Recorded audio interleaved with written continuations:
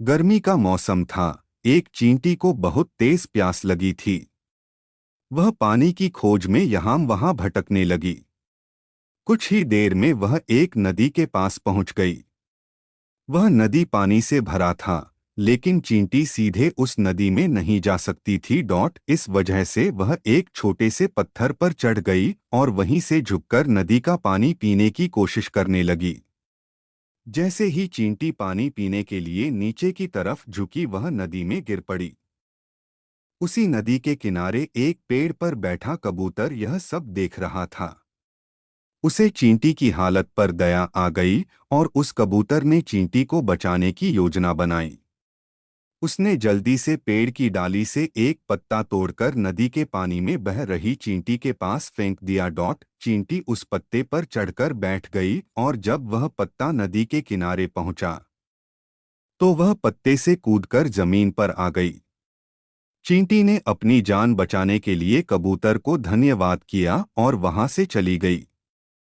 कुछ दिनों के बाद उसी नदी के किनारे एक शिकारी आया। उसने कबूतर के घोंसले के पास अपना जाल बिछा दिया। जाल पर दाने फैलाकर वह पास के एक झाड़ी में छिपकर बैठ गया। कबूतर शिकारी और उसके जाल को नहीं देख सका। उसने जमीन पर जब दाना देखा तो वह उसे चुगने के लिए नीचे उतर गया और शिकारी के जाल में फंस गया। उसी समय चींटी भी वहां आ गई थी। उसने कबूतर को शिकारी के जाल में फंसता हुआ देख लिया था। बेचारा कबूतर लाख प्रयास करने के बाद भी शिकारी के जाल से नहीं निकल पाया। इसके बाद शिकारी आया और जाल में फंसे कबूतर को उठाकर चलने लगा। तभी चींटी ने कबूतर की जान बचाने का फैसला किया।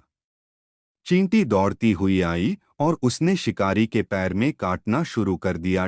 चींटी के काटने के कारण शिकारी को बहुत तेज दर्द होने लगा। उसने जाल को नीचे फेंक दिया और अपना पैर साफ करने लगा। इसी बीच मौका पाते ही कबूतर जाल से निकल गया और वह तेजी से उड़ गया। इस तरह चींटी ने कबूतर की जान बचा ली। कहानी से सीख: अगर कोई बिना किसी स्वार्थ के किसी की मदद करे तो उसका अच्छा परिणाम भी कभी न कभी जरूर मिलता है।